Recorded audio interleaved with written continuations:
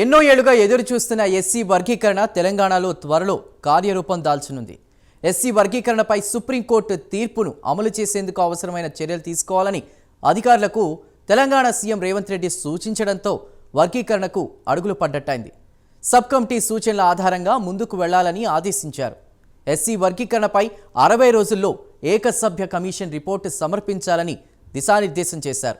వర్గీకరణ అమల్లోకి వచ్చిన తరువాతే ఉద్యోగ నోటిఫికేషన్స్ ఉంటాయని కూడా చెప్పారు. దీంతో ఒక పక్క ఎస్సీ వర్గీకరణకు, మరోపక్క బీసీ కులగణనకు మార్గం ఏర్పడడంతో రేవంత్ సర్కార్కు ఆయా వర్గాల నుంచి ఎంత మేరకు సపోర్టు రానుందనే చర్చ కూడా నడుస్తోంది.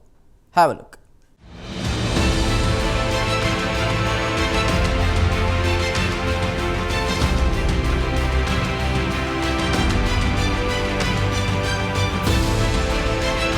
ఎస్సీ కులాల వర్గీకరణ అమలుపై ముఖ్యమంత్రి రేవంత్ రెడ్డి కీలక ఆదేశాలు ఇచ్చారు. సుప్రీంకోర్టు తీర్పునకు అనుగుణంగా వర్గీకరణ అమలుకు ఏకసభ్య కమిషన్ నియామకం వెంటనే చేపట్టాలన్నారు. 60 రోజుల్లోనే కమిషన్ నివేదిక సమర్పించేలా చూడాలని ముఖ్యమంత్రి రేవంత్ రెడ్డి అధికారులను ఆదేశించారు. దీంతో వర్గీకరణకు మార్గం సుగమమైనట్లు తెలుస్తోంది. ఏకసభ్య కమిషన్ నివేదిక సమర్పించిన అనంతరం దానికి అనుగుణంగా రాష్ట్రంలో నూతన నోటిఫికేషన్లు జారీ చేయనున్నట్లు ముఖ్యమంత్రి స్పష్టం చేశారు. దీంతో అప్పటి వరకు ఉద్యోగ ప్రకటనలు ఉండవనేది అర్థమవుతోంది. నిన్ననే డిఎస్సికి ఎంపికైన అభ్యర్థులకు ఉద్యోగ నియామక పత్రాలు సీఎం అందజేశారు. దీనిపై ఎస్సీ వర్గీకరణ ఉద్యమ నేత మందకృష్ణ కామెంట్స్ చేశారు.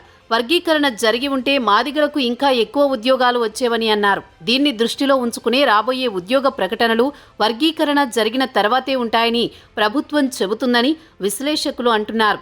దీంతో మందకృష్ణ లాంటి వాళ్లకు విమర్శించే అవకాశం ఇవ్వకూడదని ప్రభుత్వం భావించినట్లుంది.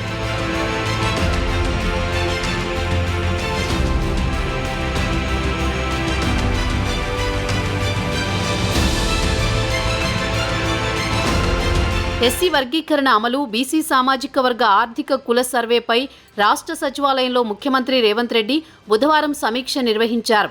ఈ సందర్భంగా ఎస్సీ వర్గీకరణపై తమకు అందిన వినతులు, పంజాబ్, తమిళనాడు రాష్ట్రాల్లో వర్గీకరణ అమలవుతున్న తీరు, హర్యానాలో తీసుకుంటున్న చర్యలను ఎస్సీ వర్గీకరణకు సంబంధించిన మంత్రివర్గ ఉపసంఘంలోని సభ్యులైన మంత్రులు ఉత్తమ్ కుమార్ రెడ్డి, దామోదర రాజనరసింహ, శ్రీధర్ బాబు, సీతక్క, పొన్నం ప్రభాకర్ సమావేశంలో వివరించారు. దీనికి సంబంధించి ఎటువంటి న్యాయపరమైన ఇబ్బందులు ఎదురవ్వకుండా హైకోర్టు మాజీ న్యాయమూర్తితో కమిషన్ ఏర్పాటు చేయాలని నిర్ణయించారు. 60 రోజుల్లో నివేదిక సమర్పించాలని ఆ కమిషన్కు గడువు నిర్దేశించారు.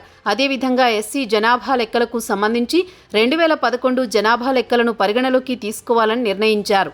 ఏకసభ్య కమిషన్కు అవసరమైన సమాచారాన్ని అన్ని విభాగాల నుంచి అందేలా చూడాలని ఈ సందర్భంగా ముఖ్యమంత్రి రేవంత్ రెడ్డి సీఎస్కు అందజేశారు. దీంతో ఎస్సీ వర్గీకరణకు రూట్ క్లియర్ అయిందని పరిశీలకులు చెబుతున్నారు.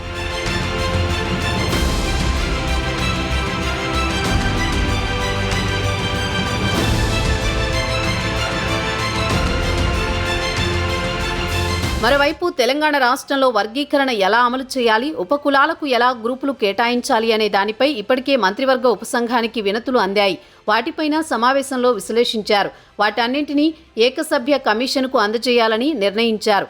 ఏకసభ్య కమిషన్ క్షేత్రస్థాయి నుంచి విజ్ఞప్తులు, ఫిర్యాదులు స్వీకరించేందుకు వీలుగా ఉమ్మడి 10 జిల్లాల్లో ఒక్కో రోజు పర్యటించేందుకు ఏర్పాటు చేయాలని, దానికి అనుగుణంగా తగిన ఏర్పాట్లు చేయాలని సీఎస్ను ఆదేశించారు. ఎస్సీ వర్గీకరణ కోసం మందకృష్ణ మాదిగ ఎప్పటినుంచో పోరాడుతున్నారు. మాదిగ రిజర్వేషన్ పోరాట సమితిని నెలకొల్పి పట్టు విడవని విక్రమార్కుని వలె ఉద్యమాలు చేశారు. చివరికి సుప్రీంకోర్టు సానుకూలంగా తీర్పు ఇవ్వడంతో వర్గీకరణకు మార్గం ఏర్పడింది. అదేవిధంగా తెలంగాణలో బీసీ సామాజిక, ఆర్థిక, కుల సర్వే ప్రక్రియను తక్షణమే ప్రారంభించాలని ప్రభుత్వం నిర్ణయించింది. బీసీ సామాజిక, ఆర్థిక, కుల సర్వేపై బీహార్, కర్ణాటకతో పాటు పలు రాష్ట్రాలు అనుసరించిన విధానాలను అధికారులు ప్రభుత్వానికి వివరించారు. 60 రోజుల్లో బీసీ సామాజిక, ఆర్థిక సర్వే కూడా పూర్తి చేయాలని, డిసెంబర్ 9లోపే నివేదిక సమర్పించాలని ముఖ్యమంత్రి రేవంత్ రెడ్డి ఆదేశించారు. ఈ సర్వే పూర్తయిన వెంటనే స్థానిక సంస్థలు ఎన్నికలు జరపాల్సి ఉంటుంది. ఈ పరిణామాలతో ఆయా సామాజిక వర్గాల నుంచి సీఎం రేవంత్ రెడ్డి సర్కారుకు అభినందనలు వెల్లువెత్తుతున్నాయి.